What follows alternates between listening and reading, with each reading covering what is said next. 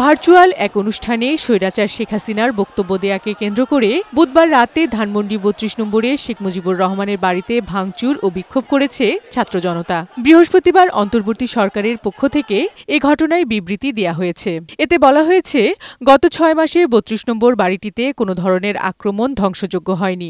গতকাল রাতে এটি ঘটেছে পলাতক শেখ হাসিনার বক্তব্যকে ঘিরে। জুলাই গণঅভ্যুত্থানে যারা আত্মদান করেছে, শেখ হাসিনা তাদেরকে অপমান ও অবমাননা করেছেন।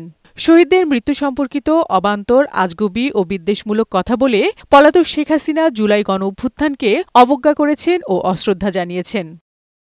বিবৃতিতে আরও বলা হয়েছে, মানুষের মনে জুলাই গণহত্যা নিয়ে যে ক্ষত রয়েছে, সে ক্ষততে শেখ হাসিনা একের পর এক আঘাত করে চলেছেন। তার এই সহিংস আচরণের প্রতিক্রিয়া হিসেবে ৩২ নম্বরের বাড়ি ভাঙচুরের ঘটনা ঘটেছে।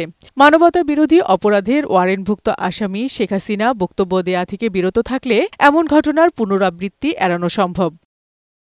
এদিকে বৃহস্পতিবার বিকেলে পররাষ্ট্র মন্ত্রণালয়ে গণমাধ্যমের সাথে মতবিনিময় করেন পররাষ্ট্র উপদেষ্টা মোহাম্মদ তৌহিদ হোসেন। এ সময় তিনি বলেন, শেখ হাসিনার বাংলাদেশকে নিয়ে উস্কানিমূলক বক্তব্য দেয়া বন্ধ করতে ভারতকে লিখিত অনুরোধ করলেও জবাব পাওয়া যায়নি। তাই বৃহস্পতিবার আবারও ভারতকে নোট দেয়া হয়েছে। ভারতকে আমরা অনুরোধ করে যাচ্ছি যে তাকে যেন এই ধরনের বক্তব্য দেওয়া থেকে যেন তাকে বিরত রাখার চেষ্টা করা হয়।